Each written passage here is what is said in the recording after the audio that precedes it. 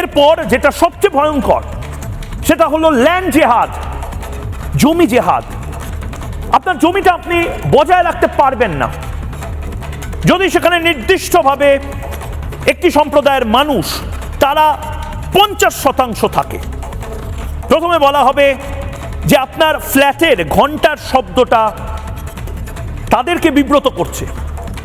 তারপর বলা হবে যে এই পাড়াতে যেখানে আপনি ফ্ল্যাটটা কিনেছেন বা আপনার আদি বাড়ি রয়েছে সেখানে যদি 50% নির্দিষ্ট একটি সম্প্রদায়ের মানুষ তারা আসতে শুরু করে, সেখানে বলা হবে যে এই জমিটা ফাঁকা পড়ে রয়েছে, এখানে একটি খারিজি মাদ্রাসা করা হবে, তারপর একটি ধর্মীয় স্থান করা হবে।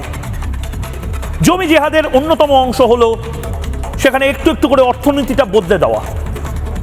যে হারান কাকু, যে হরি মোদক, যারা দীর্ঘদিন ধরে মিষ্টি বিক্রি করত, যারা মুদির দোকান চালাতো, তাদেরকে বলা হবে যে তোমার দোকান থেকে আমি কিনবো না, তুমি হালাল প্রোডাক্টস বিক্রি করো না।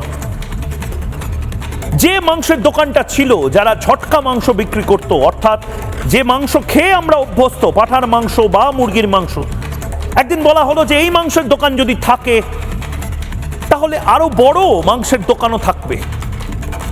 একটু একটু করে সেই মাংসের দোকানের আবর্জনা, তার হাড় গোড় বিভিন্ন জায়গায় ছড়াতে শুরু করা হয়।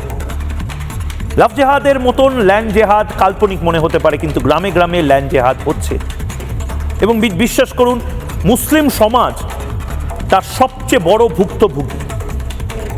বাংলাদেশি মুসলিমরা এসে যেভাবে ল্যান্ড জেহাদ করছে, আমাদের বাংলার মুসলিমরা কোনোভাবে তার প্রতিবাদ করতে পারছে না, এবং সে কারণে এবার মুসলিমরাও ঢেলে বিজেপিকে ভোট দিয়েছে।